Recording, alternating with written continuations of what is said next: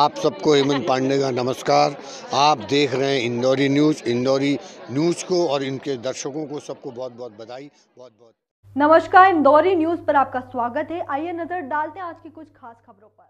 इंदौर के राऊ क्षेत्र के 16 गांव के किसान इकोनॉमिक कॉरिडोर के विरोध में लामबंद हो गए हैं। इसके विरोध में 16 गांव के किसानों ने पत्रकारों से चर्चा और अपनी नाराजगी का इजहार किया। किसानों का कहना है कि सभी किसान इकोनॉमिक कॉरिडोर की योजना से पूरी तरह असहमत है। किसानों का आरोप है कि शासन इस मामले में भ्रम फैलाकर किसानों को भयभीत कर रहा है। इसके साथ ही किसानों को उनकी आपत्तियों का जवाब नहीं मिला है। इसके लिए उन्होंने समय सीमा निर्धारित करने की भी मांग की है। किसानों ने सरकार से मांग की थी कि इस योजना को लागू करने से पहले किसानों की सहमति ली जाना चाहिए और बिना किसानों की सहमति से इस योजना को लागू नहीं करना चाहिए। वहीं दूसरी ओर 16 गांव के किसानों ने चेतावनी दी है कि यदि आगामी 15 दिन के अंदर इस योजना को सरकार निरस्त नहीं करती है तो पूरे प्रदेश के किसान एकजुट होकर आगामी विधानसभा चुनाव का बहिष्कार करने की मुहिम चलाएंगे। ऐसे में इस योजना को लेकर किसानों की नाराजगी का असर आगामी विधानसभा चुनाव पर भी पड़ सकता है। वहीं किसानों ने AKVN को लेकर भी कहा कि किसानों की जमीन को अधिग्रहण कर वहां पर सड़क बनाई जा रही है।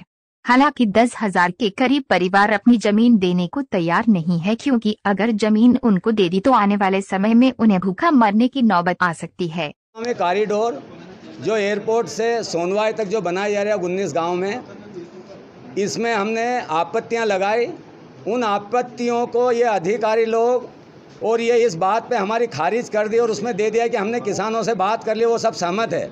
हम एक भी किसान सहमत नहीं है। ये आप मीडिया के माध्यम से अधिकारी लोग सारे भ्रामक AKVN आईडिया वाले ये सब भ्रामक प्रचार करते हैं, तो हम एक भी देने के लिए तैयार नहीं है। और देवास में जो मुख्यमंत्री जी ने घोषणा करी है कि लैंड पुलिंग एक्ट समाप्त किया जाता है, तो हमारे इंदौर क्या अलग है मध्य प्रदेश से।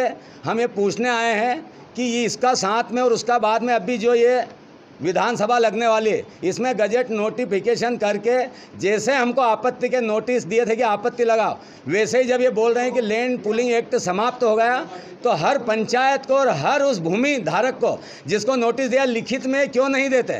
पहले इन्होंने 34 धारा खत्म करी, कोर्ट जाने के अधिकार उसकी घोषणा 16 में हुई थी, वो अभी तक नहीं पूरी हुई।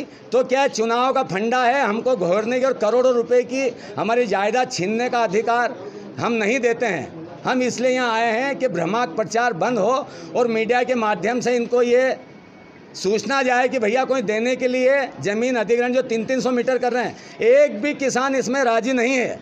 तो कृपया हमारी ज़मीन का लूट, ये लूट की संस्था आइडिया जो जमीन लूट भू माफिया है, इसको तो सबसे पहले समाप्त करो। और AKVN को भी, इनमें चुने हुए आदमी नहीं बैठे हैं। आप चुनाव में इसका दोनों पार्टियों को जवाब देंगे। खैर दोनों पार्टी तो बची नहीं है, क्योंकि 50 इधर हो गए उधर हो गए, तो कोई पार्टी तो बची नहीं, ना BJP है ना कांग्रेस है। हम तो जो लड़ेगा वहाँ उनके हाथ पैर जोड़ेंगे और बोलेंगे कि भैया हमारी ज़मीन नहीं छोड़ेगा तो हम तेरे साथ नहीं है।